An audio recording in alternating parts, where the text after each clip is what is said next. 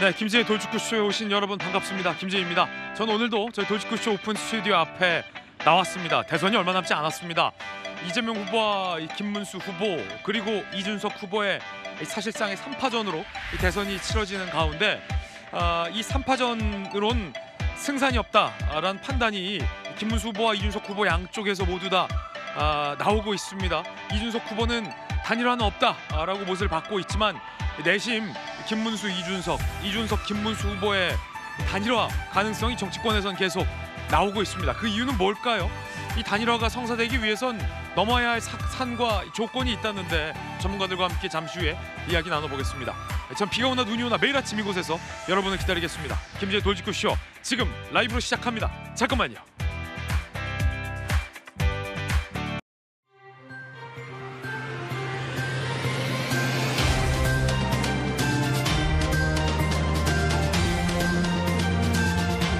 신문 읽어주는 남자입니다.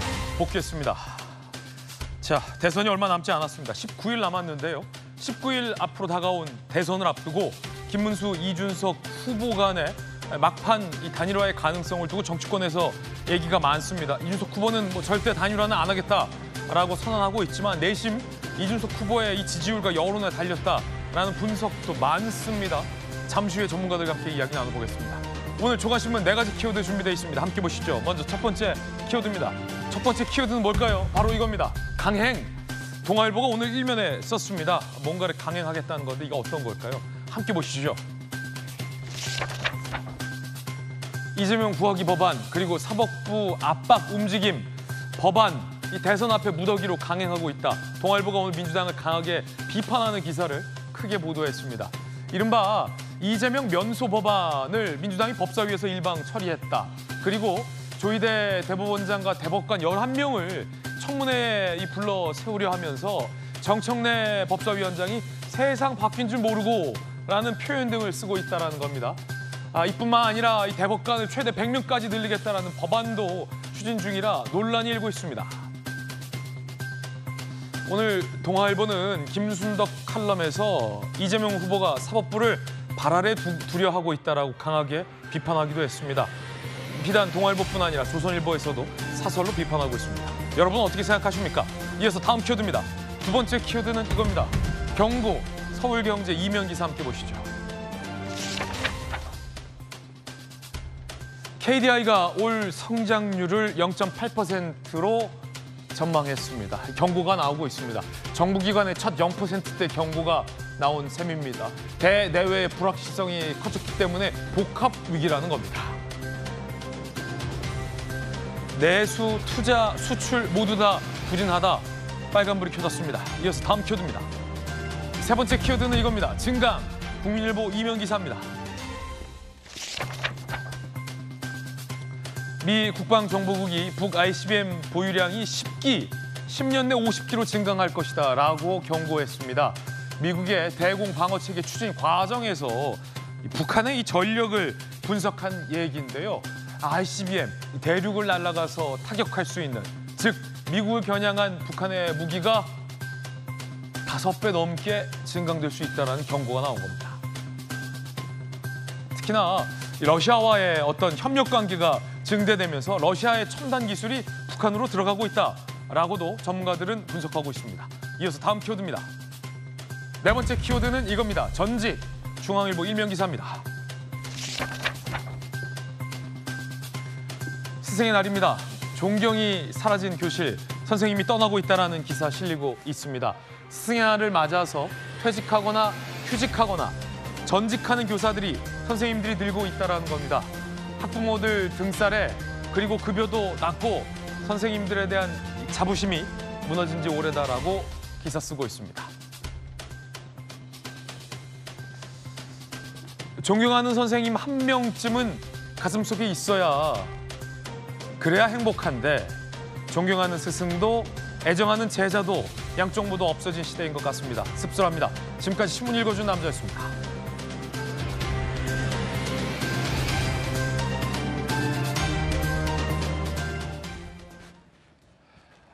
비 내리는 목요일 아침입니다. 오늘 함께하신 최고의 전문가들 소개해드리겠습니다.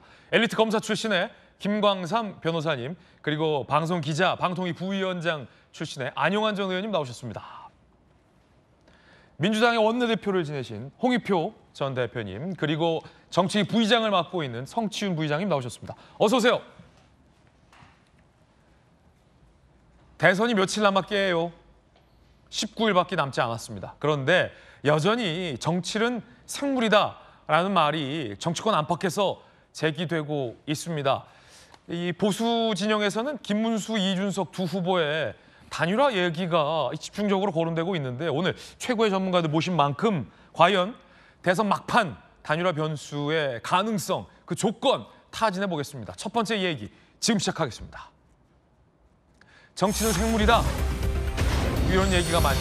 단일화 열쇠 10%가 의미하는 묘한 의미가 있습니다. 이 10%의 의미가 과연 뭔지 오늘 돌직구쇼에서 집중적으로 분석해 보겠습니다. 자, 일단 3명의 이 대선 주자들의 오늘 일정부터 함께 보시죠. 이재명 후보는요, 경남 하동의 화개장터를 갑니다. 동서화합 간담회, 전남 광양, 여수, 순천, 목포 방문. 김문수 후보는요, 서울 여의도 중소기업중앙회 조창 강영, 신도림역에서 출근길 인사. 이준석 후보는요, 서울 교대를 방문합니다. 대한초등교사협회 간담회를 갖기도 합니다. 남해 돌고 서울 찍고 전국구 일정들이 오늘 대선 주자에게 있습니다.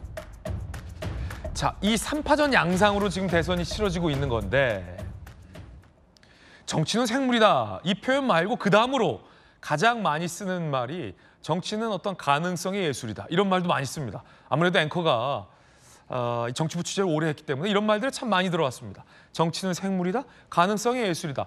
그런데 또 쉽지만은 않은 게 오늘 얘기하고자 하는 이 단일화입니다. 그래서 준비했습니다. 대선 빅매치. 자, 저희 돌직구쇼의 대선 특화 코너입니다. 대선 빅매치의 라인업을 공개하겠습니다. 대선이 19일밖에 남지 않았습니다. 정말 얼마 남지 않았죠. 자, 오늘의 대선 빅매치 라인업부터 살펴보시죠. 오늘의 라인업은 이겁니다. 자, 이재명 후보는 이순신처럼이라고 외쳤고요. 김문수 후보는 뭐라고 외쳤을까요? 이재명 후보 얘기부터 들어보시죠.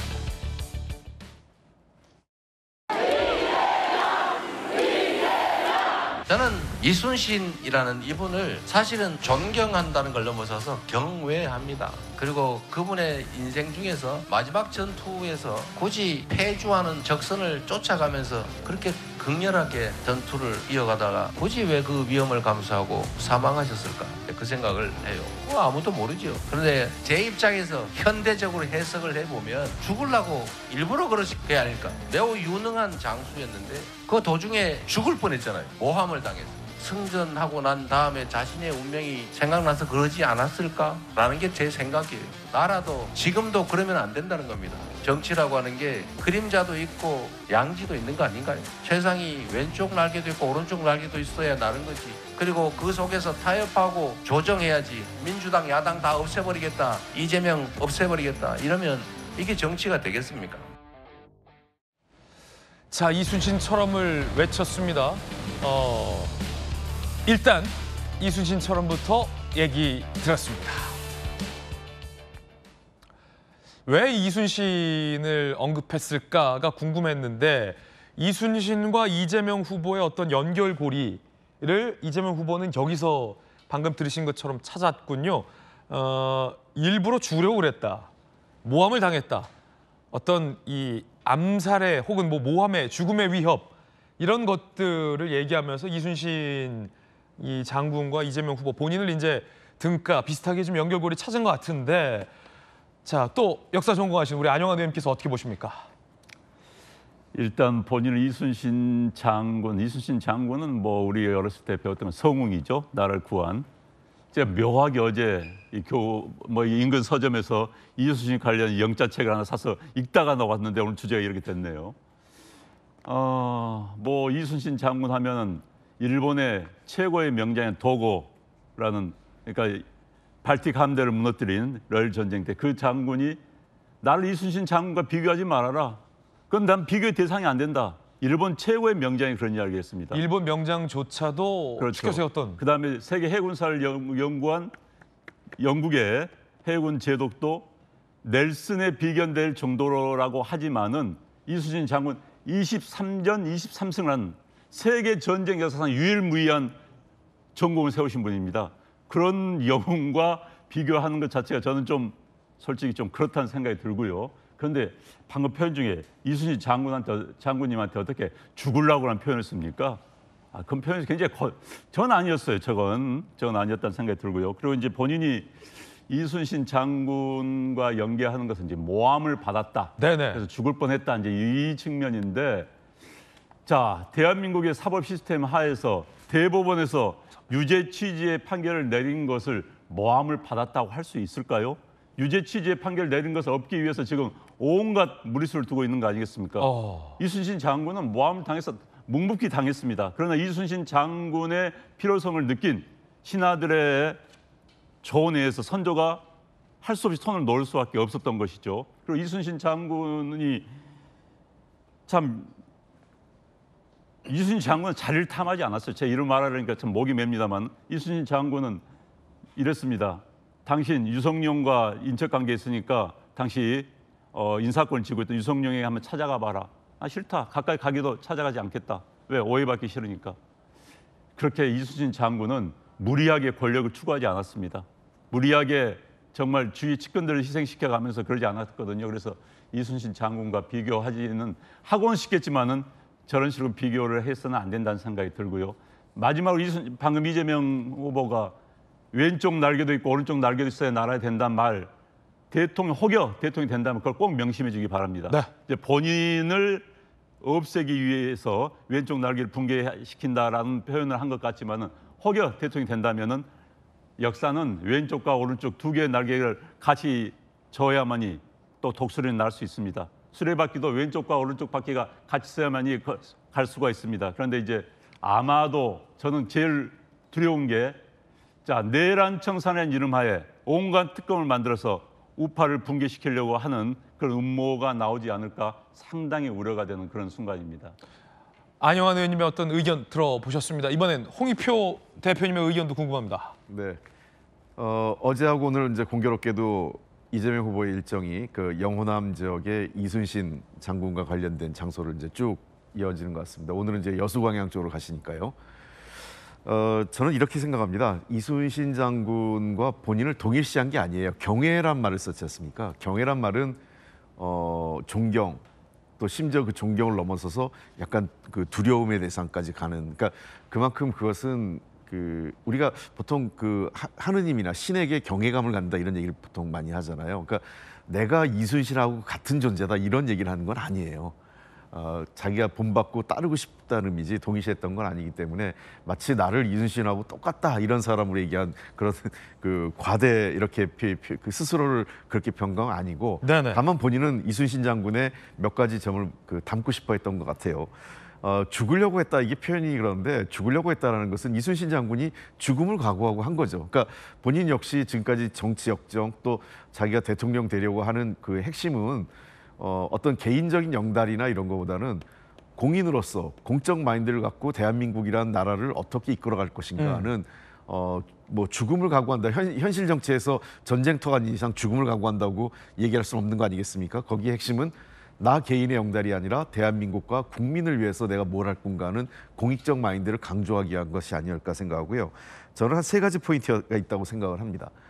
이재명 후보가 첫째는 정치보복하지 않겠다. 그리고 나가서 통합하겠다. 그리고 더 나가서 위기를 극복하는 리더십을 보여주겠다. 이 3가지가 어제 연설의 핵심이라고 저는 봅니다. 네. 이재명 후보는 사실 성남시장부터 특히 민주당 대표 시절까지 끊임없이 정치적인 어떤 위협이 있었어요. 뭐 그것이 뭐 사법에 의해서 본인이 잘못을 한 거 아니냐 이런 지적이 있을 수 있겠지만 어떤 정치인 한 명을 200회 100회가 넘게 압수수색하고 영장을 치고 이런 정도로 별건의 별건 수사를 반복적으로 한 사람이 거의 없습니다. 저는 홍준표 시장이 했던 얘기를 좀 들려주고 싶은 게요. 과거에 정치인에 대한 수사는 6개월 정도 이내에 짧게 해서 그 기소할 거 기소하고 하지 않을 걸 정리해서 일괄 처리했었는데 이번은 윤석열 정부는 집권 3년 내내 이재명 대표에 대한 수사 기소만 반복했던 겁니다. 그런 측면에서 저는 이재명 대표는 본인은 그런 시련을 겪었지만 자신이 시련을 겪었다고 해서 똑같은 형태로 국민의힘이나 또는 그 상대당에게 정치보복을 하지 않겠다라는 걸 분명히 했고요. 두 번째는 그래서 통합이 중요하다. 내가 그런 정치적 고난을 겪어봤고 순환을 겪었기 때문에 더 통합에 대해서 절실하게 느끼고 있고 통합을 하는데 자신이 있다. 그리고 의지가 있다는 걸 확인한 겁니다. 그다음에 가장 중요한 것은 대한민국 외우 위기죠. 아까도 말씀하셨지만 경제 성장률 0.8% 전망되고 있을 만큼 IMF보다 더 어렵다. 코로나 때보다 더 어렵다고 하거든요. 이순신 장군이 외적의 침으로부터 나라를 구했다면 이재명 후보의 입장은 본인이 대통령이 돼서 무너진 민생 경제 그리고 대한민국의 민주주의를 회복하는데 자신이 최선의 노력을 다하겠다 이런 다짐의 연설 아니었나 이렇게 생각을 합니다. 예. 자, 대선 빅매치 첫 번째 매치업은 이순신처럼 우리 두 분의 이순신처럼이라는 이재명 후보의 발언에 대한 두 분의 다른 해석이 참 흥미롭습니다. 자, 이번엔 김문수 후보는 뭐라고 얘기를 했을까요? 함께 보시죠.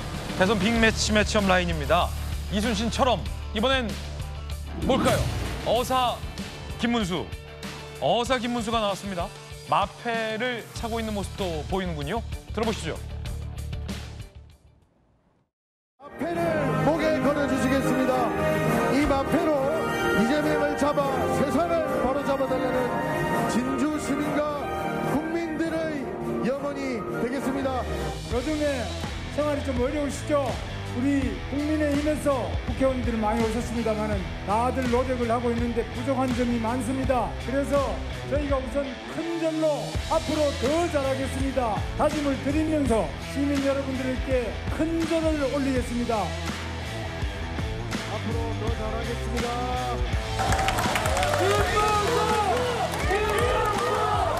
우리 대한민국을 꿋꿋하게 지켜오는 위대한 진주정신, 나라를 위해서 몸을 다 바치는 동계정신, 호국정신, 그리고 나라를 사랑하는 정신, 교육하는 정신, 과학하는 정신, 경제하고 민생을 챙기는 정신, 이런 정신을 듬뿍 받아서 대한민국을 더욱 위대하게 만들겠습니다. 자, 이번에는 어사 김문수라는 얘기가 나왔습니다. 앞서서는 이제 이순신, 이번엔 이 어사 박문수의 패러디 김문수까지 나왔는데, 자, 이번엔 성춘 부의장님 의견부터 좀 들을게요. 어떻게 보세요? 일단 절하시는 모습을 보니까 이게 선거 전략 중에 읍소 전략 중 하나죠. 선거 때 그렇게들 절들을 하세요. 그러니까 사죄의 절을 하는 건데 제 기억에 선거 때 절한 분들 이기는 거 본 적 없습니다. 그러니까 절을 했다는 것 자체가 본인들 이번 선거 과정에서 본인들의 과오가 엄청 컸다는 걸 인정하는 거거든요. 국민들께서 분노한 걸 알고 계시는 거거든요. 그렇기 때문에 그런 거에 대해서 물론 읍소하고 사죄하고 사과하는 것부터가 어떻게 보면 잘못을 저지른 진영의 선거의 시작일 수는 있습니다. 그렇기 때문에 의미는 있습니다만 저렇게 뭔가 사죄로 시작했다는 것 자체가 이번 선거가 왜 치러지는지를 국민들께 다시 한번 인식시켜 드리는, 결국 윤석열 전 대통령의 위헌 위법적인 비상계엄 때문에 이런 수천억을 들여가면서 지금 선거를 치고 있는 거 아니겠습니까? 일단 그래서 그 부분을 지적하고 싶고, 지금 뭐 어사, 뭐 마패 뭐 이런 것들을 얘기하고 계신데, 지금 보수 진영 국민의힘의 대선 후보가 이야기해야 되는 것은 결국 또 안티테제거든요. 결국 이재명 후보 잡으러 가겠다, 이런 메시지를 보수 진영에서 듣고 싶어 하지 않으세요? 그러니까 제 주변에도 보수 지지하는 분들 많은데 그런 분들 이야기를 들어보면 그런 분들 자존심이 엄청 셉니다. 대한민국의 보수 지지층은 엄청 큰 자존심을 갖고 있는데, 자부심과 자존심. 근데 그게 다 무너져버린 상태거든요. 그거에 대해서 어떻게 회복시켜 줄 것인가?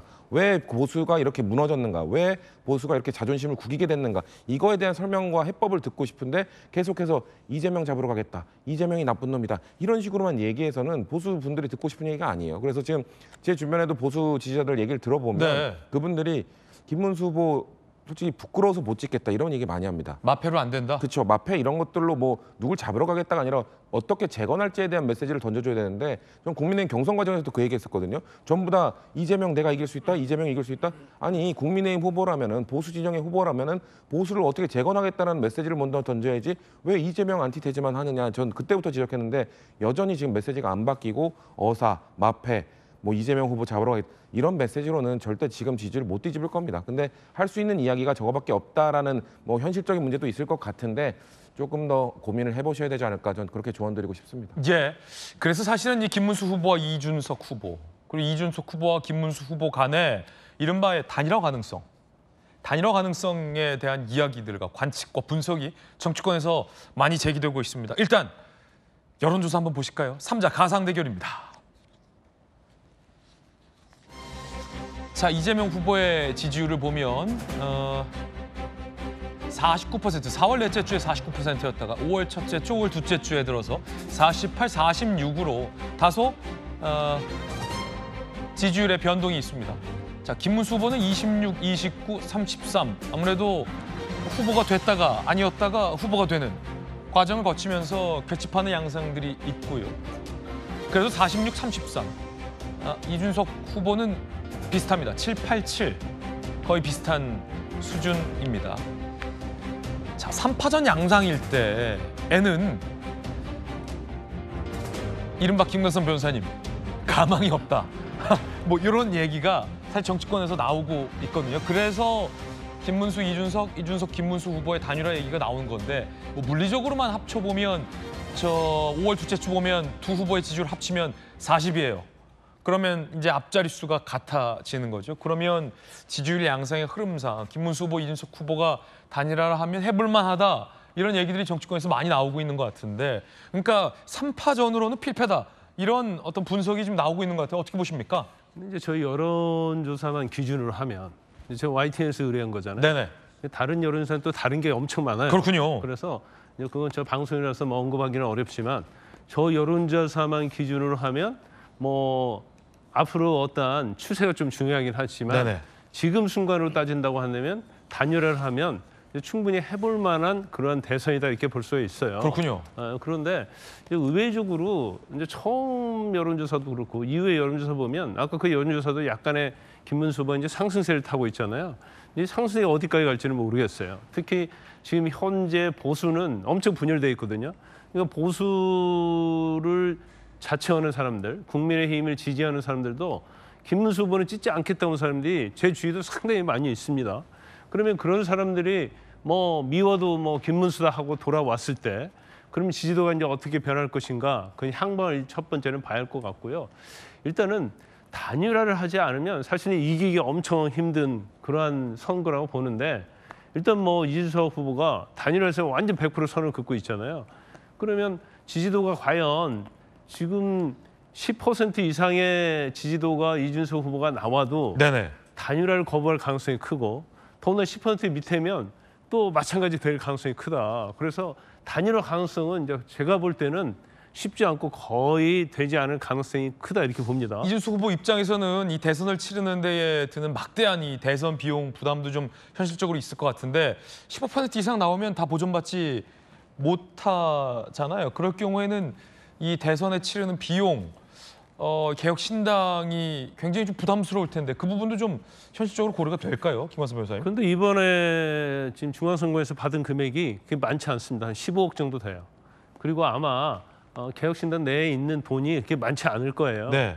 그러면 그걸 가지고 치른다 하더라도 결과적으로 지지 득표를 10% 이상 되면 반절을 받을 수 있고 10% 밑으로 가버리면 아예 보전받을 수 없는 상황이 생기거든요. 그러면 사실 이 금액 자체를 크게 보면 크다고 할 수 있고 적게 보면 적다고 볼 수가 있는데 아마 이준석 후보 입장에서는 제가 볼 때는 아마 단일화하지 않은 가능성이 큰데 그 이유는 여러 가지가 있지만 일단은 현재 어떤 비상경과 탄핵 상태로 인해서 이제 보수가 완전히 거의 괴멸 수준에 왔다고 생각을 할 겁니다. 그래서 보수의 정당인 국민의힘이 이제 망가질수록 그다음에 자신에게는 기회가 더 많다고 생각할 수도 있어요. 그래서 섣불리 여기서 단일화를 했다가 결국 이기지도 못하고 지게 되면 사실은 본인이 그렇게 비판을 하고 반대했고 했던 그런 정당에 어떻게 보면 자신의 몸을 담게 되는 거잖아요. 그러면 그건 자신의 미래의 정치에서 굉장히 위험하다고 생각할 거예요. 그래서 뭐 어떤 형식이 됐던 본인은 단일화를 이제 거부할 가능성이 크다. 물론 아까 뭐 정치는 뭐 가능성의 예술이다 이렇게 얘기했지만 뭐 그런 건 좀 남아 있긴 하겠죠.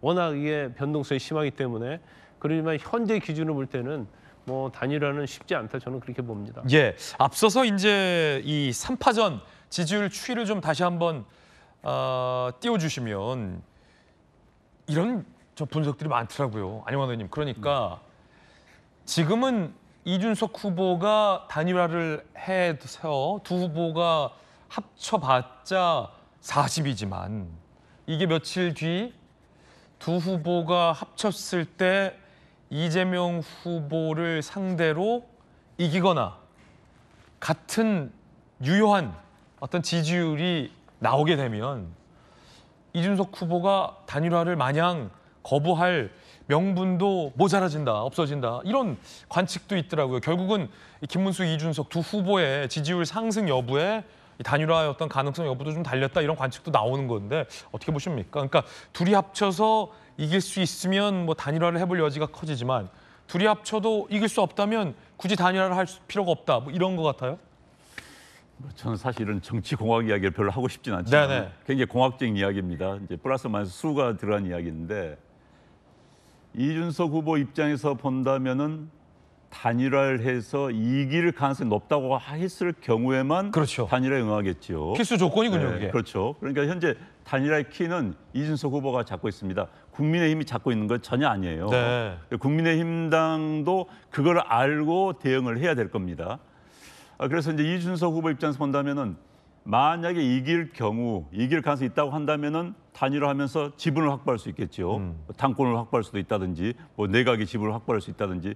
그리고 굳이 아까 변호사님 말씀해 주셨지만 질 경우에는 차라리 완벽하게 져라. 그러면 보수가 붕괴된 다음에 홍준표 전 후보의 이야기처럼 보수에 살아남은 자는 이준석밖에 없다. 결국은 내가 보수를 재건하겠다라는 기치를 들 수 있기 때문에 오히려 차라리 질 바에는 자기가 끼어들 필요가 없고 완벽하게 져라 이렇게 요구할 수가 그렇게 바랄 수가 있겠죠. 셈법, 정치공학적인 셈법에 따르면은 경우는 두 가지다. 네, 그런데 이제 아까 말씀하신 것처럼 자금 문제는 굉장히 미묘합니다. 예를 들어서 지금 선거 자금 들어가는데 단일화 한다고 해서 그 썼던 자금을 보상받을 수 있다? 불가능합니다. 그 보상했다가 역대 교육감 선거에서 많은 난리가 나서 가지고 뭐 사법치가 된 경우가 있기 때문에 그럼 불가능한 이야기입니다. 그래서 자금 문제는 뭐 논외로 할 것 같고요. 기본적인 문제는 당선 가능성. 그런데 이제 아까 여론조사 결과가 나옵니다만 추세는 현재 어찌됐든 보수가 조금씩 결집되어 가고 있는 건 맞습니다. 네네.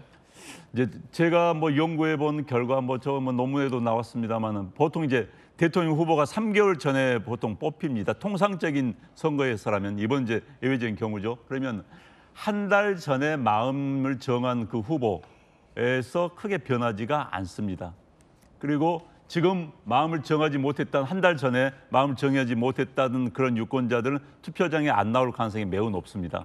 그렇기 때문에 지금 이제 3개월을 한 달로 압축해 본다면은 한 10일 정도에 앞두고 결정하면은 그 이상 변화가 없다는 그런 통계치가 나와요. 지금 19일 남았으니까 이제 단일화 여부에 따라서는 한 10일 정도 10일밖에 남지 않았다. 그렇죠. 사실상. 그러니까 이제 그 결정적인 계기는 18일인가요? 1차 TV 토론. 네. 1차 TV 토론이 상당히 영향을 미칠 겁니다. 여기서 이제 어느 후보가 선전을 하느냐에 따라서 그렇군요. 후보의 지지도가 높아질 거고 그러면은 단일화 이제 주도권을 잡을 수 있을 네. 거고 그 1차 TV 토론이 왜냐하면 이번에 워낙 기간이 짧았기 때문에 후보들을 검증할 수 있는 시간이 굉장히 짧았어요. 특히 이재명 후보야 뭐 지난번에 선거에 나왔기 때문에 그렇다 치고 2번과 4번 후보 같은 경우는 아직 검증할 기회가 없었는데 TV 토론을 통해서 어느 정도 드러나기 시작하면은 여론 추세가 이제 변할 수도 있는 겁니다. 그렇군요. 그리고 이제 마지막은 이재명도 싫다, 윤석열도 싫다라는 중간층이 분명히 존재합니다.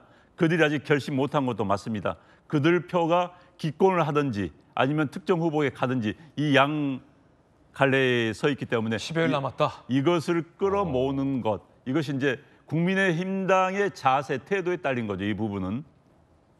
앞서 이 3자 지지율, 3파전 한번 다시 한번 띄워주시면 이게 김문수 후보 지지율과 이준석 후보 지지율이 상당히 묘한데 홍표 대표님께서 뭐 워낙 뭐 민주당 원내대표 지내셨으니까 이준석 후보가 10을 넘겨야 절반이라도 쓴 돈을 돌려받는 거고 단일화가 되려면 역설적으로 김문수 후보의 지지율이 지금 이준석 후보와 합쳤을 때 이재명 후보와 동의 타이가 되려면 지금 김문수 후보의 지지율이 지금보다 6% 이상은 더 올라야 된다는 거잖아요. 그럼 결국은 김문수 후보의 지지율이 39% 이상은 나와야 단일화의 어떤 아주 최소의 조건이 갖춰진다는 건데 제가 궁금한 건 이겁니다. 자, 다시 스튜디오로 돌아와서요.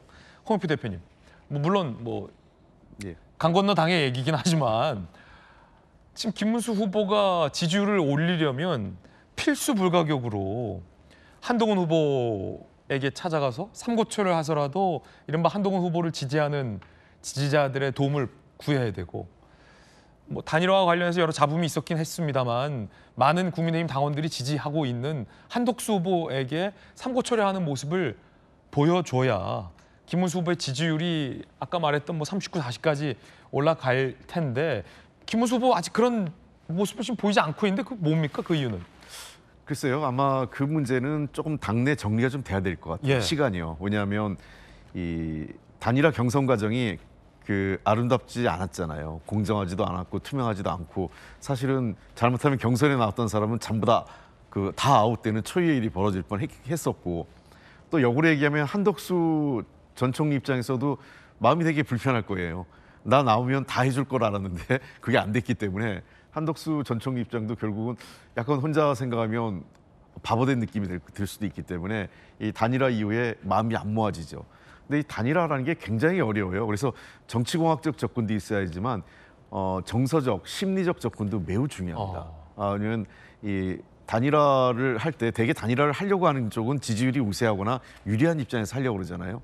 그럼 단일화 당하는 입장에서 어떻게 당하는 입장을 배려하느냐가 더 중요합니다. 그거 잘못하면은 단일화도 안 될 뿐더러 단일화가 돼도 효과가 없어요. 그런 측면에서 저는 몇 가지 이준석 후보가 단일화에서 봐야 될 게 두 후보의 합도 중요하지만 그 구성도 중요합니다. 즉 이준석 후보보다도 김문수 후보의 지지율이 많이 올라야 돼요. 그렇죠. 예. 방금 제가 언급했던 그거죠. 그렇습니다. 그렇지 않으면 왜냐면 안 그러면 이런 현상은 있어요. 그러니까 막판으로 갈수록 사표 심리가 줄어들면 이준석 후보의 지지율이 정체 내지는 하락할 가능성은 있습니다. 자, 이런 예를 들게요. 2017년에 심상정 후보가 6%가 넘게 나왔어요. 그때 왜 그러냐?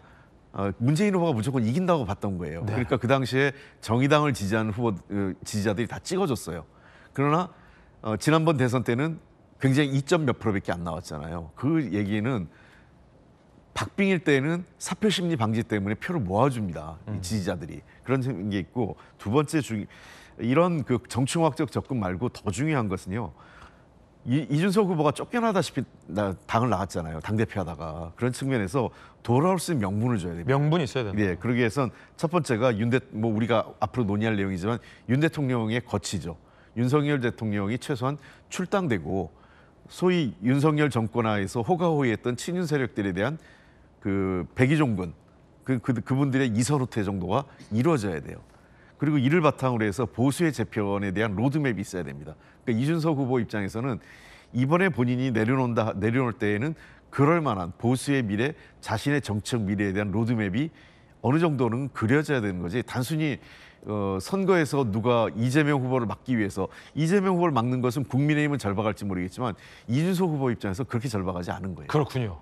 예, 그리고 이준석 후보의 지지층들은 아마 100% 이준석 후보가 김문수 후보가 단일한다 하더라도 제보에 많이 가야 60% 내지 한 50% 조금 넘는 수준밖에 안 될 겁니다. 네, 한국갤럽에 그 흥미로운 여론조사가 실시됐는데 아직은 두 후보가 단일화를 위한 어떤 최소한의 필요 조건 지지율을 충족하지 못하고 있는 상황이에요. 둘 다. 그렇기 때문에 아마 이런 조사에도 영향을 미친 것 같습니다만 이거 변할 수 있어요. 일단 함께 보시죠. 어떤 여론조사냐면 김문수, 이준석이 만약에 단일화가 된다면 지금 상황이에요. 지금 상황에서 가정에서 물어본 거기 때문에 선거가 다가워질수록 아마 양 후보 그리고 3자 후보의 지지율이 결집했을 때 얘기는 또 다를 수 있다는 말씀 드리겠습니다. 현재 상태에서 말이에요. 김문수 후보의 지지자가 만약에 이준석 후보로 단일화가 된다면 64%가 지지를 한다라고 밝혔습니다. 그러나 이준석 후보의 지지자는 김문수 후보로 단일화가 된다면 55% 정도가 지지를 하고 30%가 이재명 후보에게 갈 수도 있다라는 여론조사가 나왔습니다. 김문수 후보의 지지자도 마찬가지입니다. 27%가 없음으로 갈 수도 있다는 여론조사 결과 나왔습니다. 이 말인즉슨 뭐 지금 상태여서는 아직은 좀 논하기는 섣부른 것 같지만. 저희가 그 단일화의 경험이 많잖아요. 네네. 저 지지층들이 100% 가지는 않습니다, 원래. 100% 가지는 않는데 70%는 넘겨야 단일화 효과가 나옵니다. 그렇군요. 예, 그리고 한 80%에 가까워지면 매우 그 강력한 효과가 있는 거고요. 그런 측면에서 아직까지는 너무 초반이니까, 근데 현재로서는 만약에 60% 수준 또는 60%를 밑돌면은 단일화 효과가 크지 않은 거죠. 그렇군요. 단일화의 여부는 이준석 후보 마음의 결정에 달렸다. 그리고 그 단일화를 위한 최소한의 조건을 만들기 위해서는 김문수 후보가 자신의 지지율을 올려야 하는데 한덕수 전 총리와 한동훈 후보의 지지를 이끌어내는지 못하는지 여부에 달렸다. 이 두 가지는 공통점인 것 같아요. 여러분들의 말씀을 들어보니까. 자, 그럼 현재 상황에서 아직 이 두 가지 조건이 다 달성이 안 된 상태에서 이준석 후보의 얘기 들어보시죠. 지금 국민의힘이 하고 있는 전략은 이미 대선은 포기하고 서로 당권 투쟁을 하고 있다, 그렇게 봅니다. 만약에 단일화를 한다 하더라도 그것이 큰 것이 강압적으로 작은 것을 억누르는 형태라고 한다면 전형적인 젊은 세대가 가장 극혐하는 그런 찍어 누르기가 아닐까, 그런 생각합니다. 최종적으로 무혐의로 나타나가지고 억울한 누명이었다고 밝혀진 저에 대한 성상납이니 이런 혐의에 대해서는 최대한 빨리 당대표를 찍어내고 온 국민이 눈으로 목도한 계엄을 일으키고 국민들을 위험에 빠뜨렸던 자당의 당원 윤석열에 대해 가지고는 모든 호의를 베풀고 있습니다. 저는 그것만으로도 이들은 윤석열에게 목줄 잡힌 정당이다, 확실하게 생각합니다. 어제는 굉장히 강경하지만 만약에 단일화가 된다면 이라는 표현도 이준석 후보가 쓰고 있다. 정치권에선 이 후보도 단일화의 가능성을 아예 닫는 건 아니다라는 관측도 일각에서 나오고 있습니다. 자, 이번엔 김용태, 저희 돌직구 출신인데요. 국민의힘 비대위원장 지명자의 단일화 관련된 얘기 한번 들어보시죠. 이준석 후보 같은 경우에 워낙 전략적이고 기자분들의 평가에 따르면 뭔가 알고리즘이 있는 거 아니냐, 사람이. 그러다 보니까 제가 느끼기에 저희가 이길만 하다, 그리고 이긴다는 확신이 서면 아마 그쪽에서 먼저 이러한 것을 요구하거나 고민하지 않을까 생각이 듭니다. 김문수 후보가 이길 거라는 생각이 든다면 연락이 올 거다? 그렇습니다. 그리고 민주당이 보여줬던 이 각종 행태들, 압박하고 협박하고 이러한 것을 보면은 이런 분들한테 정권을 맡기면 대한민국이 어디로 가겠는가에 대한 굉장히 두려움과 위험함이 공존하잖아요. 그 지점에 있어서 개혁신당에 계신 분들하고도 생각이 다르지 않을 거라고 생각이 들고요. 국민의힘도 이준석 후보와의 어떤 단일화의 가능성 얘기를 하고 있고요. 이준석 후보도 표현은 굉장히 강경했지만 만약에 단일화를 한다면 강압적인 방법은 청년들이 싫어한다라는 표현으로 가능성이 어느 정도 있다라는 걸 시사했다라는 관측도 한편으로 나오고 있습니다. 아직은 뭐 성춘 부의장님, 단일화를 위한 뭐 여러 정치 고수들께서 말씀해 주신 선결 조건들이 충족되지 않았습니다. 그러니까 이준석 후보의 지지율 역시 10%를 아직 넘지 못하고 있고 김문수 후보의 지지율이 여기서 한 6%포인트 정도는 더 올라야 되는데 아직은 거의 못 미치고 있다. 이와 관련된 뭐 여러 가지 김문수 후보의 어떤 뭐랄까요? 이 통합의 행보들도 아직까지 나오지 않고 있다. 이런 것들. 자, 어떻게 보십니까? 저는 사실 단일화의 키를 이준석 후보가 쥐고 있는 게 아니라 국민의힘이 쥐고 있다고 생각하거든요. 흥미로운 견해. 안 되는데, 왜냐면은 이준석 후보는 지금 시종일관 단일화를 한다면 본인으로 단일화하는 것밖에 길을 안 열어놨어요. 그러니까 내가 김문수 후보를 위해서 단일화를 한다든가 드랍을 한다든가 이런 거는 절대 없을 것이다라는 얘기를 반복적으로 하고 있습니다. 보수 진영의 후보 단일화는 나로 이루어진다면 내가 생각이 있다. 그것만 열어놓은 거거든요. 그렇기 때문에 이준석 후보가 뭔가 뭐 말씀하신 앵커께서 말씀하신 뭐 지지율의 변화가 좀 있고 그런 선결 조건이 생긴다 하더라도 이준석 후보는 지금 결심을 보니까 단일화 안 할 겁니다. 이준석 후보로 단일화 가능성은 없는 거예요? 그러니까 그러려면 김문수 후보가 드랍을 해야죠. 그럴 가능성이 지금 사실상 지금 그래서 이준석 후보가 얘기하잖아요. 지금 국민의힘이 하는 걸 보니까 당권 투쟁하고 있다, 차기를 생각하고 있다. 이 대선 이후에 전당대회가 열릴 거고 그거에 대한 준비를 하고 있다. 그거에 대한 준비를 하기 위해서는 지금 드랍을 할 수 없죠. 이 선거를 완주해야겠죠. 그렇기 때문에 김문수 후보가 드랍할 가능성은 거의 0에 수렴하기 때문에 그래서 저는 단일화 가능성이 사실상 없다고 봅니다. 처음에는 사실 이준석 후보의 현실적인 문제들, 비용적인 문제들, 그리고 왜냐면은 2017년 때를 아까 또 사례가 나왔었는데 그때 유승민 후보도 한 7% 정도 받았었거든요. 그래서 선거 비용을 단 한 푼도 보전받지 못했습니다. 그 유승민 의원의 사례를 그 가까이서 지켜봤던 이준석 의원이기 때문에 이준석 후보기 때문에 이게 완주했을 때 그 이후에 오는 그 후폭풍이 얼마나 큰지는 알 겁니다. 저는 그래서 그 현실적인 문제 때문에 완주를 할 수 있을까라는 생각을 해봤었는데 완주에 관련된 현실적인 부담감은 있다 분명히. 그렇죠. 왜냐하면 비용적인 문제가 이 비용을 이번에 선거에 쓸 수 있는 돈이 588억이잖아요. 근데 뭐 개혁신당 관계자들 물어보면 최대한 아껴서 할 것이다라고 말을 해요. 근데 아무리 아껴도 기본적으로 나가는 그 돈, 왜냐면은 선거 공보물은 모든 가정에 똑같이 보내줘야 되고 그게 수천만 장 찍어야 된단 말이에요. 기본 단가가 있다. 기본 단가가 그 페이지는 물론 줄일 수 있습니다. 뭐 맥시멈 뭐 다 안 채우고. 아니 뭐 흑백으로 할 수는 없잖아요, 혼자. 흑백으로 하는 군소 후보들도 있습니다. 예. 군소 후보들 같은 경우에는 뭐 아주 작은 사이즈 줄이고 흑백으로 하고 단면으로 하고 이렇게 해서 비용을 줄이기도 하는데 개혁신당이 그 정도까지는 안 할 거거든요. 그렇기 때문에 그렇다면 최소 비용 아무리 뭐 몇 페이지 한 4페이지로 줄인다 하더라도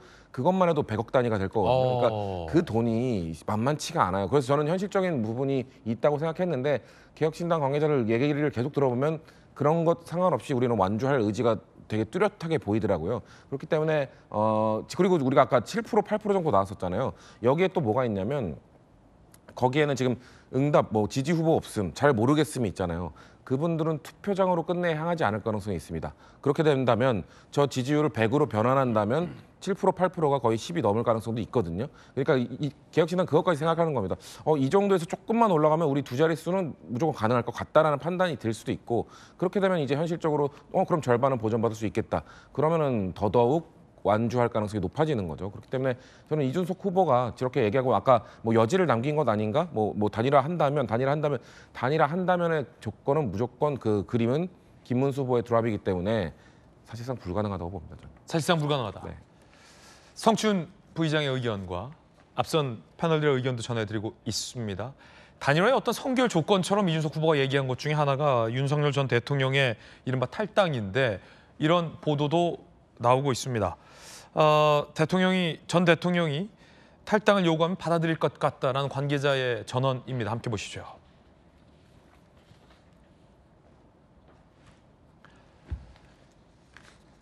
자, 이 동아일보 보도 등에 따르면 어떤 결정이든 당의 결정을 따르겠다. 선거에 도움이 된다면 뭐든지 다 하겠다. 윤 전 대통령의 이런 입장이 전해지고 있습니다. 당의 요구가 있으면 따를 수도, 자칫하면 지지층 이탈로 이어져 신중하게 접근이라는 신중론도 나오고 있습니다. 김문수 후보도 윤 전 대통령 탈당과 관련해서 이렇게 얘기했습니다. 들어보시죠. 그건 제가 듣지 못했습니다만은 대통령께서 잘 판단하실 것으로 저는 생각하고 있습니다. 대통령의 판단을 존중하는 것이 옳다고 생각합니다. 어떻게 하신지 저는 그건 들은 바가 없습니다. 이 말인즉슨 내가 내 입으로 탈당하라고 얘기하진 못하지만 탈당할 것 같다. 이 말입니까? 지금 김문수 후보의 제일 난제는 그거잖아요. 일단 보수층이 분열되어 있다는 거고요. 그다음에 이제 윤석열 전 대통령과 관련해서 이게 절연을 하지 못하고 있는 점, 이게 굉장히 어떻게 보면 두 가지를 극복해야 하는 거예요. 지금 보수도 뭐 이게 단일되고 안 돼 있는데 어떻게 이 선거 이기겠습니까? 또 여러 가지 지표를 보면 무당층들이 김문수 후보를 별로 지지하고 있지 않아요. 그 이유는 비상계엄과 탄핵, 그거 이유 아니에요? 그러면 이 정도가 됐으면 답은 나와 있는 거거든요. 그러면 탄핵이랄지 비상계엄에 사과를 해야 하는 거죠. 그리고 가장 중심에 있던 윤석열 전 대통령과의 어떤 단절 이런 것들을 보여줘야 하는데 지금 사과는 했는데 그런 모습을 보여주지 못하고 있다. 그러면 결과적으로 단절의 모습은 어떻게 보여줄 것인가? 결국 국민의힘의 당원인 윤 전 대통령이 사실은 국민의힘과 떨어져야 하는 거거든요. 그런데 지금 보면 윤 전 대통령 중에서 당이 요구하면 하겠다는 취지 아니에요. 근데 그건 잘못된 거예요. 왜냐하면 당이 요구를 해가지고 본인 자체가 자진 탈당한다 하더라도 윤 전 대통령이 지지하는 입장에서 보면 그걸 인정할 수 없거든요. 오히려 당에서 억압적으로 해서 윤 전 대통령이 탈당했다. 그런 모양새이기 때문에 이건 맞지 않아요. 그러면 당이 요구하기 전에 윤 전 대통령이 자진해서 탈당해야 하는 거죠. 그러면서 메시지를 남겨야 하는 거예요. 왜냐하면 본인을 지지하는 층이 사실은 적지 않거든요. 그러면 나는 이번 선거를 위해서 여러 가지로 고려를 해서 나는 탈당을 한다. 하지만 여러분들은 국민의힘에 남아서 이번 대선에서 어떻게 보면 중요한 역할을 해달라.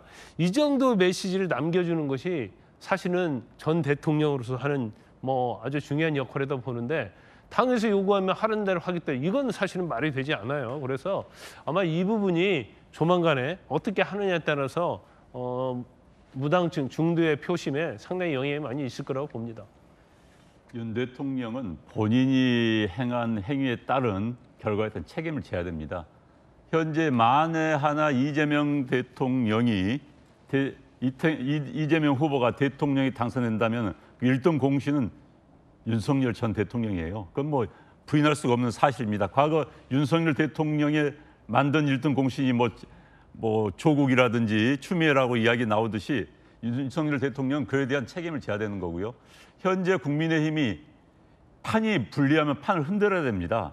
뭐 게임도 마찬가지예요. 판을 흔들기 위해서 가성비 높은 카드를 쓴다고 한다면 윤석열 대통령의 탈당이나 출당 카드밖에 없습니다. 그리고 윤석열 대통령이 이제 당에 부담을 주지 않고 스스로 판단을 해야 되는 게 맞습니다. 만약 판단을 못한다면 당에서 판단을 해야 되는 겁니다. 사실 한동훈 후보가 이번에 최종 후보가 됐다거나 했을 경우 한동훈 후보가 출당을 시킨다면은 많은 보수층의 반발이 있을 거예요. 배신이다. 그러나 김문수 후보가 출당을 시킨다면 많은 보수 유권자들도 전략적인 판단이구나라고 판단할 겁니다. 그래서 지지층이 크게 떨어져 나가지 않을 거기 때문에 그것까지 판단해서 당에서 선거에 뭐가 유리할 것인가. 선거는 이겨야 되는 겁니다. 진 다음에 후회해봤자 아무 필요 없습니다. 진 다음에 의리 따져봤자 아무 필요 없습니다. 그렇기 때문에 당에서 뭐가 유리한 건가, 가장 가성비 높은 판단이 무엇인가라는 것을 판단해 주기를 저는 기대를 합니다. 예, 자 이재명 후보, 김문수 후보의 이야기 또 하나 준비되어 있습니다. 들어보시죠.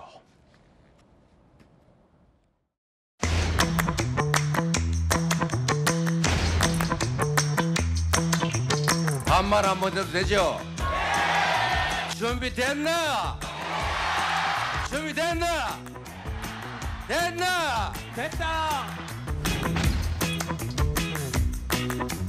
날 좀 보소, 날 좀 보소, 날 좀 보소.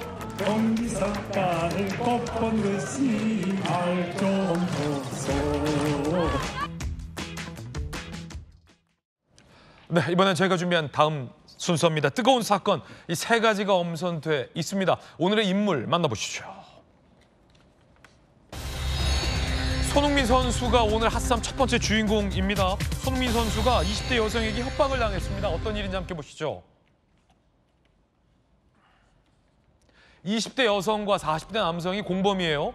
손흥민 선수에게 공갈, 협박을 했다라는 의혹이 제기됐습니다. 돈 안 주면 임신했다라는 걸 폭로하겠다라며 수억 원대를 요구한 걸로 전해지고 있습니다. 그리고 40대 남성은 최근에 손흥민 선수 측에게 접근해 또 수천만 원을 요구했다라는 의혹도 전해지고 있습니다.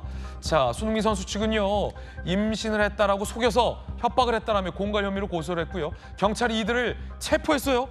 네. 범죄 심리학의 대가 이수정 교수님 모셨습니다. 이 교수님 어서 오세요. 네, 안녕하십니까. 자, 일단 궁금한 건 네. 손흥민 선수가 이들을 지금 고소한 거고 네. 20대 여성과 40대 남성이 체포된 건 팩트인데 네.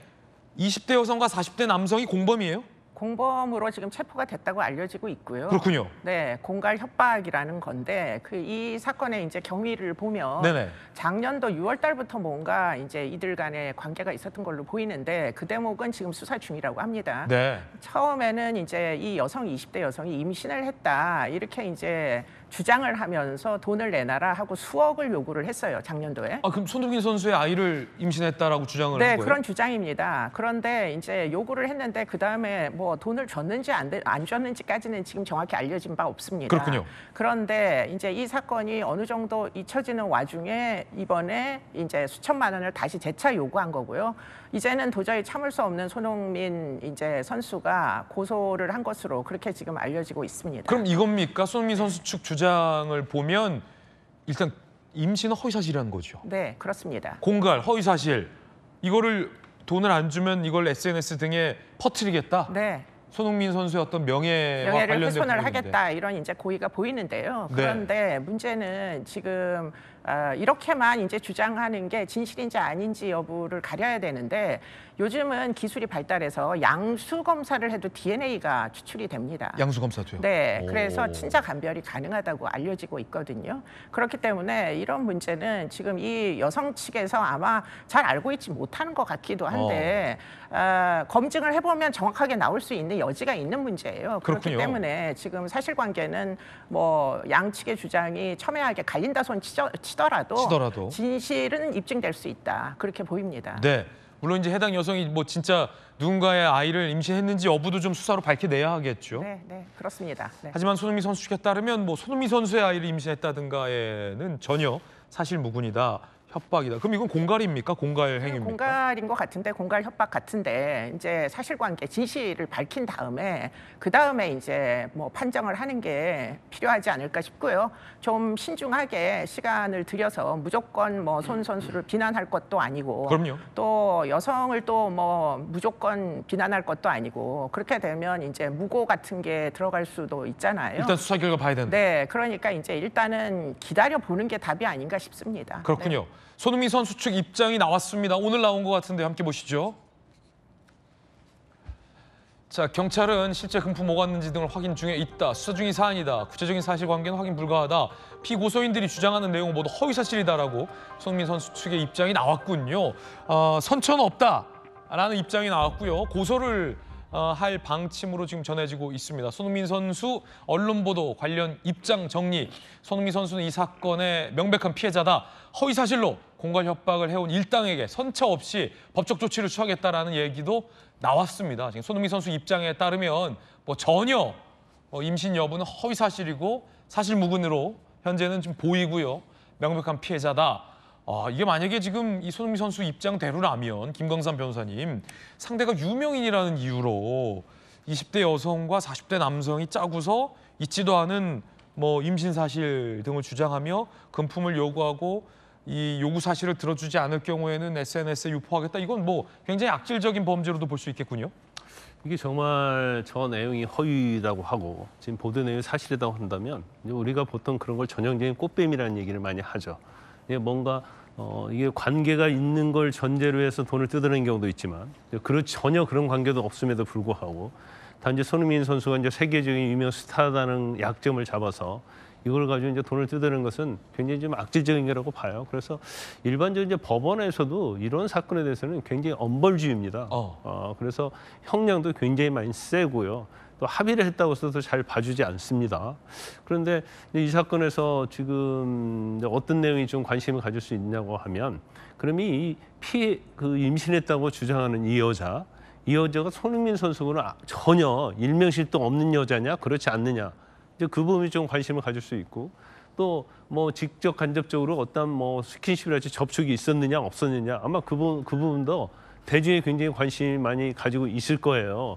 그래서 전혀 뭐 둘이 만난 적도 없고 안면도 없는데 이제 저런 주장을 했다고 한다면 제가 볼 때는 저것은 뭐 거의 뭐 정신적인 문제까지 우리가 생각할 수 있는 부분이다 이렇게 봐요. 그런데 아마 그 협박 공갈 자체가 한 번만 있었던 건 아닐 거예요. 지속적으로 이루어지기 때문에 이걸 원칙적으로 법적으로 대응하지 않으면 이제 문제가 되겠다고 생각하니까 이제 손흥민 선수 측에서 법적 대응을 했을 거라고 봐요. 왜냐하면 웬만하면 저는 법적 대응을 피해 가고 싶은 것이 대부분 유명인의 심리거든요. 그래서 더군다나 이제 손흥민 측에서는 고소인이 주장한 내용이 모두 허위다 이렇게 얘기를 하고 있기 때문에 네네. 이제 추후에 이제 수사 결과를 좀 지켜봐야 할 필요성이 있다. 저는 그렇게 봅니다. 두 분 모두 다 일단 수사 결과 지켜보자라는 말씀인데, 자, 이수정 교수님, 뭐 이런 심리는 어떤 건가요? 그러니까 상대가 유명인인데 유명인을 상대로 뭔가 어떤 허위든 아니든 사생활, 자신과 연루돼 있는 사생활을 폭로하겠다라는 걸로 뭔가 금품을 요구한다. 이게 초반에는 안 그럴 수도 있잖아요. 그런 의도를 갖고 접근했을 수도 있는데 그런 의도가 없이 이런 어떤 사적인 관계가 있어 오다 갑자기 저렇게 범행을 저지르겠다라는 동기가 생겼다거나 어떤 심리인가요? 글쎄 뭐 지금 뭐라고 얘기하긴 지금 사실 좀 어렵습니다. 그렇죠. 조심스럽기도 네네네. 하고 만약에 이 여성이 주장하는 바가 진실이라면 그럼 사실은 정말 뭐 무책임한 그런 행위에 대한 비난이 필요하겠죠. 근데 그게 아니라 사실관계가 뭐 전혀 진실이 아닌 경우에는 지금 두 가지 가능성을 다 열어두어야 하는데 지금 변호사님 말씀대로 정신 상태에 문제가 있을 수 있어요. 예컨대 관계망상 같은 것들로 주변 사람들에게 내가 사실은 뭐 어디서 해외에서 여행을 갔는데 그 사람을 만나가지고 뭐 어떻게 관계를 맺었다 이런 식으로 주변의 40대 남자에게 얘기를 해서 그 남자는 사실 잘 알지 못한 채 여성의 말만 믿고 지금 문제 제기를 하는 걸 수도 있고요. 근데 그게 아니라 둘이 이제 공범으로서 돈을 뜯기로 작정을 했으면은 사실은 굉장히 악의적이고 굉장히 엄벌해야 될 사안이다. 사실 명예를 훼손당해서 지금 뭐 유명인으로서의 모든 이제 그 긍정적인 효과가 전부 사라진다면 사실은 손흥민 선수로는 돌이킬 수 없는 피해가 발생하는 거잖아요. 그러니까 그런 부분에 대해서는 아주 엄벌하는 게 맞겠다 그런 생각입니다. 네. 자, 경찰 수사를 좀 지켜보겠습니다.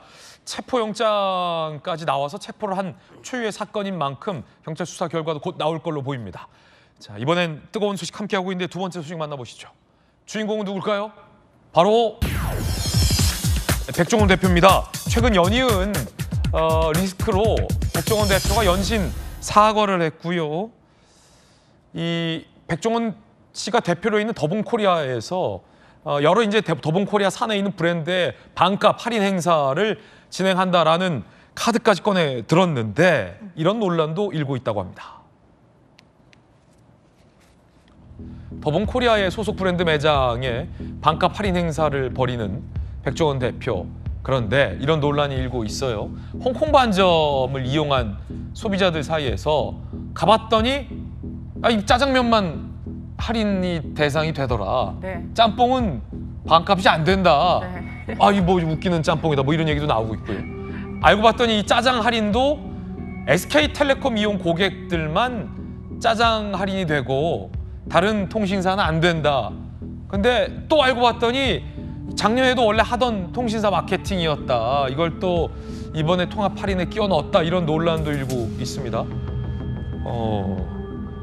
뭐 티데이 할인이라고 한대요. 예, 그래서 작년에도 티데이 할인을 했었다고 알려지고 있어가지고 이게 새삼스러운 할인이 맞냐 이게 이제 비난의 핵심으로 보이는데 그렇군요. 그러나 사실은 지금 할인하는 그 메뉴 아이템이 훨씬 더 많은 걸로 지금 알려지고 있고요. 작년보다 확실히 할인하는 아이템이 더 많다. 네, 그렇습니다. 네. 그리고 점주들에게 이제 손해가 발생하잖아요. 재료값에 대하여. 그것을 이제 더본코리아 측에서 지금 뭔가 이 금전적으로 보상을 해주고 있는 와중이고요. 그래서 손님이 많지 않았던 가게까지 지금 아주 손님이 넘쳐나서 뭐 쌈밥집 같은 데는 줄을 선다고 알려지고 있고요. 그렇군요. 그래서 지금 불경기이지만 지금 이 할인전이 뭐 사람들의 주목을 끄는 건 틀림이 없습니다. 그러면은 이 가맹점주가 이 오너 리스크 때문에 그렇습니다. 가맹점주들이 어려워지니까 매출을 올리고 할인해주는 할인분은 이른바 본사가 지불하겠다 본사가 이런 지불하겠다. 취지군요. 네, 그렇습니다. 그리고 본사의 홈페이지에 들어가면은 쭉 이제 몇 날 며칠 날 어떤 가게에서 얼마나 할인을 하는지가 다 나와 있다고 지금 알려지고 있고요. 근데 왜 짜장면만 할인을? 글쎄 그날은 그랬던 걸로 보이고요. 그렇군요. 물론 뭐 그 다음에 좀 이렇게 뭔가 수정이 돼가지고 다시 이제 제가 확인을 해보니까 22일에는 탕수육을 9,900원에서 6,900원까지 할인을 하겠다. 탕수육도 할인해준다? 네, 그런 이제 점점 할인의 아이템들을 넓혀서 고객들의 민원들을 해결하려는 그런 모습을 보여주기는 하고 있습니다. 그렇군요.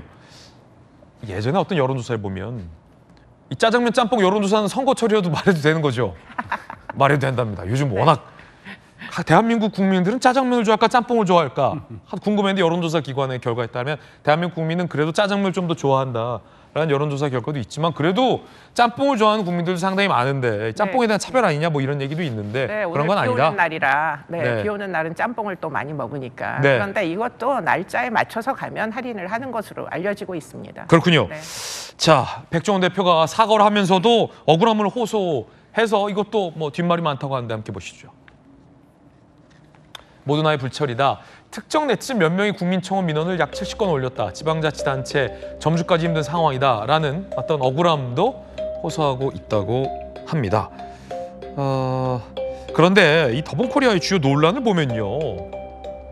이런 것들이요. 백캠의 돼지고기 함량 미달, 원산지 표기 논란, 이번 술자리 발언, 농약통 음식물 살포 등등 이게 뭐 특정 네티즌 몇 명이 뭐 다발성 민원을 제기하고 있는 측면도 백종원 대표 말대로 있겠지만 완전히 이게 뭐 없는 의혹을 제기한 건 아니잖아요. 그렇습니다. 이유 없지가 않습니다. 그런데 이제 이런 뭐 어떻게 보면 뭐 문제가 왜 발생했느냐라고 따져보면 아마도 이제 백종원 대표의 일을 처리하는 방식에 굉장히 많은 양의 일을 뭐 심지어는 TV 프로까지 하면서 본인의 이제 영업을 하다 보니까 이게 급한데 많은 것들을 해결하려다 보니까 실수를 하는 부분, 그리고는 그 실수를 단순한 사과 몇 마디로 그냥 지나치고 하다 보니까 이제는 그게 쌓여서 기업에 대한 신뢰도에 치명적인 영향까지 주고 있는 와중이 아니냐. 아무래도 이제 업무를 처리하는 스타일을 바꾸지 않으면 다시 신뢰를 회복하기는 좀 어려워 보인다, 이런 생각은 듭니다. 네. 네.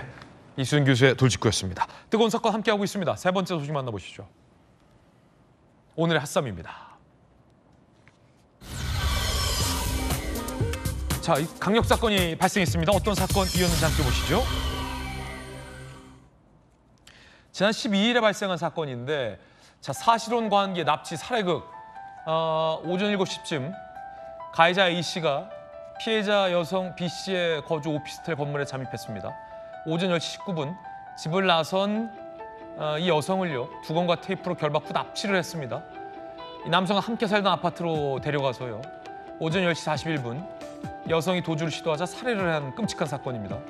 자택으로 가서 유서를 남기고 극단적 선택을 한 이 사건입니다. 이수연 교수님, 이 사건 어떻게 봐야 됩니까? 네, 이 사건은 뭐 결국은 이제 피의자로 추정되는 가해자까지도 사망을 했기 때문에 이제 더 이상 뭐 재판을 받을 수가 없는 이런 상황이긴 한데, 동탄 살해 사건인데요. 네, 근데 이 사건에서 우리가 주목을 해야 되는 점이 뭐냐? 그거는 지금 이 사건은 두 연인 간의 폭력이 지속적으로 발생을 해서 그 폭력이 자그마치 수사기관에 3번이나 신고된 사건이다라는 게 이제 문제가 있는 것으로 보입니다. 아, 과거에도 이런 신고가 있었다. 네, 그래서 지난해 9월에도 이제 여성이 당시에는 동거 중인 것으로 알려지고 있는데 경찰에 신고를 했었고요. 그리고는 이제 아마도 뭐 안전조치 비슷하게 해서 따로 이제 주거지를 뭐 갖게 됐는데 뭐 여전히 또 문제가 있어가지고 단순 말다툼을 또 지난 2월에 해가지고 경찰이 출동을 했었습니다. 그런데 현장에서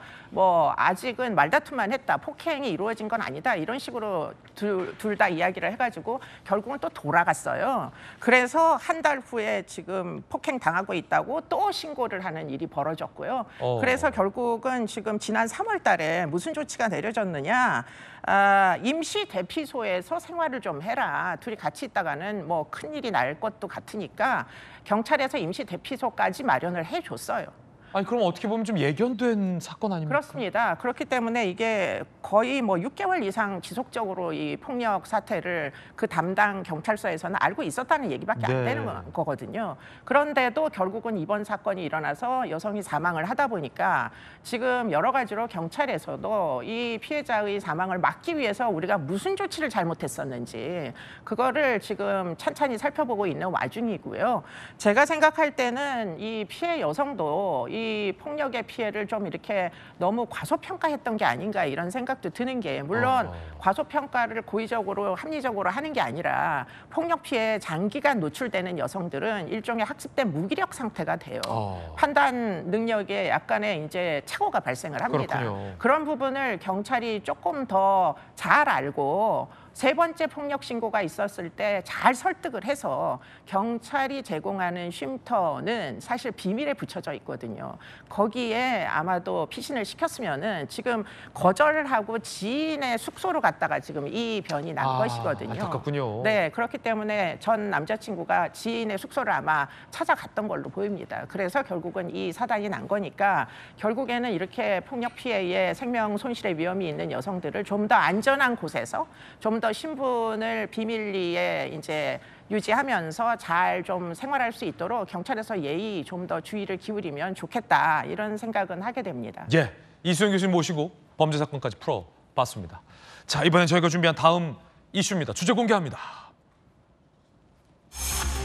대법원 흔들기 강행, 법정 정화대 독재 시작, 양측의 의견도 충돌하고 있습니다. 민주당에서 조희대 대법원장과 대법관 11명 전원을 청문회를 열어서 불러 세우려 하고 있지만 대법원장과 대법관 모두 거부했습니다. 논란이 일고 있는데요. 그 장면 함께 보시죠. 헌법과 법률을 들먹이며 청문회 불출석을 말하는 것 자체가 헌법과 법률 위반입니다. 비겁합니다. 보십시오. 3줄짜리입니다. 3줄짜리, 4줄짜리. 3줄로 쓰기에 민망했던지 폰트를 늘리고 자간을 늘려서 억지로 5줄짜리로 만든 대법관도 있습니다.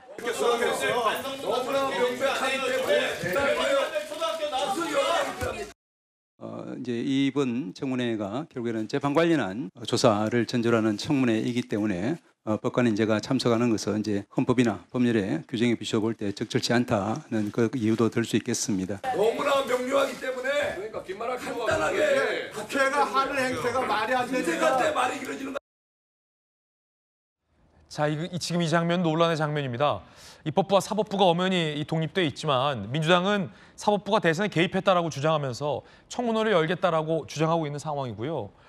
국민의힘에서는 민주당이 사법부를 발아래 두려 하고 있다라며 입법 독재 시작이다라고 비판하고 있는 그런 장면입니다.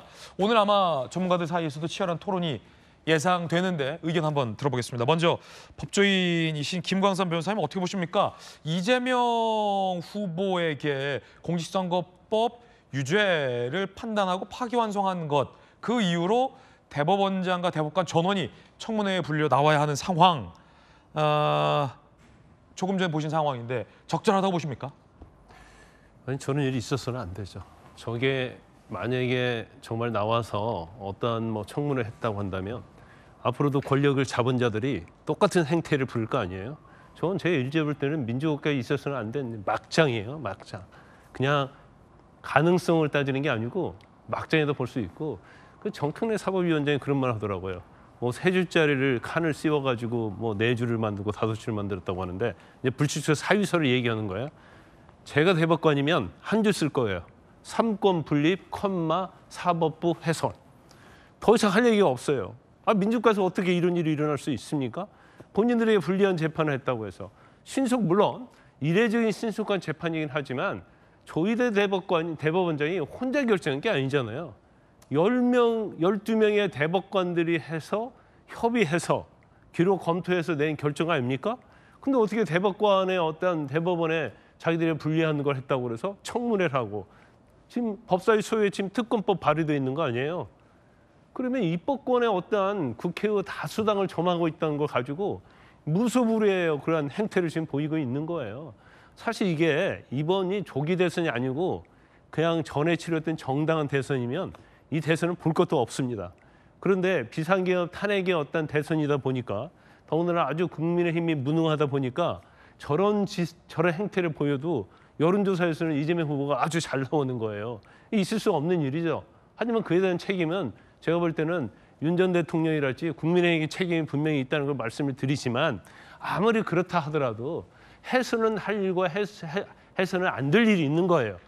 저건 헌법과 법률 위반의 행태를 지금 보이고 있는 거고 양심을 저버린 행위다 이렇게 봐요. 저는 해도 과도하다 이렇게 봅니다. 네, 김광선 변호사님 의견입니다. 이번에 홍익표 대표의 의견 궁금합니다. 네, 이번 사태는 사실 시작 자체가 이 대법원이 그 대통령 선거 임박한 상황에서 굉장히 이례적인 판단을 했죠. 그러니까 통상적인 절차를 거치지 않고 통상적인 절차와 달리 매우 이례적으로 마치 속도전, 군사작전 벌이듯이 대법원 판결을 이끌어냈다. 여기서부터 문제가 됐던 것 같습니다. 여러 가지 의혹이 생긴 거죠. 특히 2심의 원심을 그대로 유지하는 거였다면 좀 빨리 할 수도 있다 이런 여론이 있었지만 대개 원심을 뒤집고 파기환송할 경우에는 상당한 법리적 논쟁이나 그에 대한 그 내부적인 토론이 있어야 되는데 그런 과정이 거의 생략된 것 아니냐. 그리고 실제로 대법원에서 이번에는 사실 판단을 했어요. 보통 대법원은 법리적 판단만 하는데 사실 심리를 했기 때문에 사실 심리를 할 때는 좀 더 그 관련돼서 당사자인 그 피고인 측 변호인의 입장도 들어주면서 이걸 논쟁을 이끌어갔어요. 근데 그러지 않다 보니까 정치적 논쟁이 발생을 한 거죠. 그러니까 다 과거에도 보면은 대통령 선거나 굉장히 중대한 정치적 이벤트가 있을 경우에는 그 진행되고 있던 수사나 재판을 중단하던 것이 관행이었습니다. 근데 이번엔 그 이례적으로 도리어 속도를 내면서 이런 논란을 초래했는데 어쨌든 이것은 저도 대단히 유감스러운 상황이라고 생각을 해요. 다만 국회 청문회에서는 국회는 국민을 대리하는 그 헌법기관이기 때문에 그 누구도 그 증인의 청문회를 열었을 때 청문회의 증인으로 채택할 수 있습니다. 저건 상권 분리와는 관계없다고 생각을 해요. 다만 이것이 청문회 대상이 맞느냐? 청문회가 정상적인 절차를 통해서 그 사람이 불려 나오는 것이 합당하냐? 이 논쟁은 벌일 수 있겠지만 대법관이라고 해서 그 판사라고 해서 국회가 부를 수 없다라고 하는 것은 이건 상권 분리와는 관계없다고 저는 생각을 합니다. 그리고 더 중요한 것은 이제 사법부에 대한 개혁의 문제인데 이제는 사법부에 대한 개혁이 본격적으로 논의될 시점은 됐다고 생각합니다. 지금 사법부가 너무 엘리트화, 기득권화됐다는 비판, 그리고 모든 민원인들이 이구동성으로 얘기하는 것은 사법부의 어떤 권위주의적 어떤 현장에서의 문제점들에 대한 지적이 반복적으로 나왔어요. 그래서 이번 기회에 저는 사법부에 대한 개혁 문제를 어차피 지금 대선 국면이기 때문에 당장 시행은 어렵지만 대선 이후에 좀 더 차분하게 정치권 그리고 사회 각층의 의견을 수렴해서 사법개혁을 본격적으로 논의해야 될 시점이 아닌가 생각을 합니다. 거기에는 상고법원 설치, 대법원의 숫자를 어떻게 늘릴까 하는 대법관 숫자 늘리는 문제, 특히 그 대법관 숫자를 늘릴 때에는 대법원 대법관의 임명 절차를 얼만큼 공정하고 투명하게 할 건가 하는 문제, 그리고 각급 법원에서의 어떤 권한과 어떤 문화, 관행 이런 것까지 다 포괄적으로 논의해서 사법개혁을 다음 이 대선 이후에는 본격적으로 논의를 해야 된다고 생각을 합니다. 조희대 대법원장과 이 11명의 대법관을 청문회장에 불러 세우겠다라는 것 말고도 논란의 장면은 또 있습니다. 민주당에서 이른바 사법부 압박 법안을 무더기 통과한 장면인데요. 통과시킨 장면인데요. 함께 보시죠. 공직선거법 개정안, 이른바 이재명 면소법이라는 논란이 일고 있습니다. 조희대 특검법까지 소위의 회부에서 논란입니다. 법원조직법 개정안, 대법관을 지원하겠다라는 내용이고요. 헌법재판소법 개정안도 회부가 됐습니다. 안용환 의원님 어떻게 보십니까? 참 우려가 되고 안타깝습니다. 또 민주당이 선거 국면에 왜 저런 법들을 통과시키는 것인지, 저거는 이재명 대표에 대한 충성 경쟁 때문에 한 게 아닌가라는 그런 생각이 듭니다. 기본적으로. 그런데 얼마 전에 스티븐 레비스키라는 미국의 정치학자가 쓴 책이 국내에서도 베스트셀러가 됐었죠. 어떻게 민주주의가 붕괴되는가, 어떻게 민주주의가 몰락하는가. 아마도 그 교수가 책을 다시 개정판을 내게 된다면 한국의 케이스가, 지금 현재 한국 케이스가 중요한 사례로 들어가지 않을까 싶습니다. 그 민주주의가 어떻게 붕괴되는가 주요 내용은 이렇습니다. 국민이 선출한 지도자가, 선출한 권력이 스스로 내부에서 민주주의를 붕괴시키는 과정을 지난 200년 동안의 민주주의 역사를 통해서 많은 사례들을 제시하고 있습니다. 우리가 이제 그 중요한 사례가 하나가 되지 않을까 저는 굉장히 우려가 되는 것이지요. 그러니까 선출된 권력, 특히 이제 대통령 또는 입법부가 나머지 자기들을 견제하는 사법 권력을 통제하려고 나왔을 때 상권 분립이라는 민주주의의 중요한 원칙이 훼손되고 민주주의가 붕괴된다, 이런 이야기입니다. 이런 케이스가 지금 수차례 최근 언론도 보도되고 있지만 폴란드, 헝가리, 베네수엘라의 차베스, 페루의 페론, 이런 역대 유명한 독재자들이 해왔던 행태가 국민들로부터 선출된 그 권력을 바탕으로 해서 사법부를 겁박하고 이른바 사법부 개혁이라는 이른바 사법부의 시스템을 붕괴시키는 겁니다.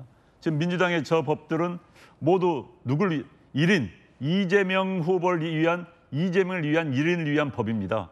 자, 대법원 수를 늘린다? 왜? 지금 현재 대법관의 배분이 보수가 더 우위라고 생각하니까 수를 늘려서 바꾸겠다는 겁니다. 이게 폴란드에서 썼던 수법이고 헝가리에서 썼던 수법입니다. 그런 수법을 그대로 배워 쓰고 있는 거예요. 미국 교수가 말한 민주주의가 몰락하는가의 과정에 그대로 지금 대한민국에서 되풀이되고 있는 게 현재 우리 눈앞에 펼쳐지고 있습니다. 그리고 지금 이재명 우리 원내대표께서 말씀했지만 민주당은 그렇게 생각할 수 있겠습니다만은 대법원에서 판결을 과도하게 빨리 했다. 자, 이재명 후보의 사건은 명백한 사건입니다. 1심과 2심이 달라요. 그럼 그것만 판단만 하면 되는 겁니다. 쟁점은 다 정리가 됐습니다. 그렇기 때문에 대법원 입장에서 본다면은 국민 유권자들의 판단을 명확하게 해주기 위해서 판단해 주는 게 맞습니다. 만약 그 논리대로라면은 1심에서 2년 2개월 동안 끌었던 1심 재판부는 왜 탄핵하다는 이야기 안 나옵니까? 그 법을 어겼는데 분명히. 그렇기 때문에 대법원의 3권 분립하에서 대법원의 판결을 가지고 이것이 맞다 저것이 맞다. 내가 내 편에 유리하게 판결이 나오면 정의고 내 편에 불리하게 판결이 나오면 사법 쿠데타다. 이런 논리가 어디 있습니까? 그러면서 이것을 내라는 음모다. 제2의 제3의 내라는 음모다. 앞으로 저는 굉장히 우려가 되는 게요. 지금 앞으로 이재명 후보에 대한 반대되는 또는 그런 행동과 논리가 나올 때 또 대통령이 혹시 된 다음에 그런 논리가 나오면 내란 음모라고 그렇게 할 가능성이 매우 높습니다. 또 내란 특검을 만들 겁니다. 이건 아니죠. 민주주의가 붕괴되는 모습을 국민 여러분께서는 지금 눈앞에서 보고 있습니다. 그리고 이게 민주당에서도 선거에 유리하지 않습니다. 저는 무리수를 둘 필요가 없는 거예요. 저는 저런 무리수가 아마도 지도부의 또는 특정 법사위원장의 충성 경쟁이 아닌가 하는 그런 생각도 해봅니다. 그러나 저건 아닙니다. 저건 상식을 벗어난 행위입니다. 안용환 의원의 의견 전해드렸습니다. 이번에 성춘 정치부의장의 의견 궁금합니다. 예, 보통 상권 분립 하잖아요. 그래서 사법부를 지금 뭐 아래에 두려는 것 아니냐 이런 말씀을 하시는데 이번 조희대 대법원장이 이끌었던 이 과정들을 봤을 때 민주당의 입장에서는 오히려 이것이 상권 분립을 흔드는 것 아니냐라고 보는 겁니다. 왜냐하면은 사법부가 뭔가 입법부와 행정부의 정치 영역에 뭔가 개입한 것 아니냐, 선거에 개입한 것 아니냐라는 의구심을 지울 수 없는 상황이기 때문에 그것을 바로잡아야 된다고 이야기하는 거예요. 근데 저도 사법부의 독립성, 중립성 매우 중요합니다. 이거는 지켜줘야 됩니다. 근데 사법부가 입법부와 행정부와 달리 선출되지 않은 권력이거든요. 이 사법부가 만약에 그러면은 잘못했을 때 여기도 그렇다고 해서 성역은 아니거든요. 사법부가 뭔가 법을 어긴다거나 뭔가 잘못된 행위를 했을 때 이들에 대한 이런 교정이나 수정하는 것은 어떻게 할 것인가 이거에 대한 논의를 해야 돼요. 그래서 저는 아까 홍 대표님께서 말씀하신 것처럼 사법부 개혁에 대한 필요성은 저희 당뿐만 아니라 국민의힘에서도 알고 있을 겁니다. 그러면은 저희가 이런 안을 내놓는다면 그럼 국민의힘은 다른 안을 내놓으면 되는 겁니다. 사법부 개혁은 그런 방식으로 하면 안 된다. 그렇게 한다면은 사법부의 뭔가 독립성이 침해될 수 있으니 이런 식으로 개혁해야 된다는 사법부 개혁안을 좀 갖고 왔으면 좋겠어요. 왜냐면은 사법부 개혁안에 대해서도 제가 기억하는 거는 문재인 정부 때 문재인 대통령이 대통령 개헌안을 발의했을 때 그때도 사법부 개혁에 대한 다양한 내용들이 있었는데 그때 국민의힘이 뭔가 개헌안에 대해 논의할 의지가 없었기 때문에 다양한 이 의견들이 담기지 못하고 결국 통과도 안 되고 끝나버렸어요. 그렇기 때문에 저는 이런 사법부 개혁에 관련돼서 민주당이 다양한 이야기를 내놓고 있다면 한 가지만 얘기하면 대법관 증언하는 것도 예전부터 나오던 얘기입니다. 지금 대법관이 너무 적기 때문에 대법관 수가 너무 적어서 뭔가 3심까지 온 판결을 제대로 이행하지 못한다라는 얘기들도 많았고 그렇기 때문에 그러면 증언과 관련돼서 그런 식으로 장악하려는 것 아니냐. 그러면 공정하게 뽑으면 되잖아요. 지금도 대법관 후보 추천위원회를 통해서 선출이 되고 있습니다만 그것의 공정성이 조금 더 부족하니 그럼 최대한 중립적인 분들이 선출될 수 있도록 다른 방안을 좀 바꾸자. 이런 식으로 좀 이야기를 나누면서 좀 발전적인 안을 논의하는 것이 지금 실추되고 있는 뭔가 실추된 사법부의 신뢰를 회복시키고 그런 방안, 좀 발전적인 방안이 된다라는 말씀을 드리고 싶으니 저희 민주당 안이 무조건 절대적으로 옳다고 생각하지 않습니다. 대신에 그렇다면 국민의힘이 생각하는 사법개혁의 안은 뭔지를 같이 논의했으면 좋겠다는 제안 드리고 싶습니다. 네, 여러 패널들 의견 전해드렸습니다. 이번엔 이 6월 3일 대선을 앞둔 6.3 핫2입니다. 첫 번째 인물부터 보시죠. 핫피플 2명인데요. 방탄조끼인데요. 곽규택 의원이 방탄조끼를 입었습니다. 정청래 위원장과 요즘 자주 충돌하고 있는데 그 장면 한번 보시죠. 요즘 이재명 후보가 방탄복을 입고 다녀서 저도 비슷한 옷을 입고 와봤습니다. 아무도 자기를 해치려고 하지 않는데 스스로 피해자 프레임을 만들어가지고 방탄복을 입고 다니고요. 법원에서 판결하는 것 가지고도 자기가 마치 피해자인 것처럼 그러고 다녀요. 그런데 이 법사위에는 저하고 지금 3m 거리 내에 전직 테러리스트 화재 폭탄을 만들어서 터뜨리려고 했던 사람이 앉아 있어요. 곽규택 의원님은 급이 아니니까 방탄복 그냥 벗으세요. 무겁고 별로 안 좋아요. 덥고. 하여튼 곽규택 의원님 좀 귀여웠어요. 할 말 없으면 귀엽다 그러더라.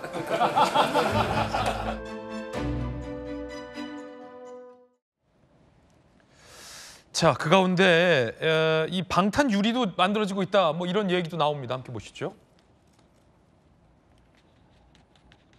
결국 방탄 유리 제작, 사면 방탄 유리가 유력하다. 트럼프 대통령이 사용했던 것이라고 합니다.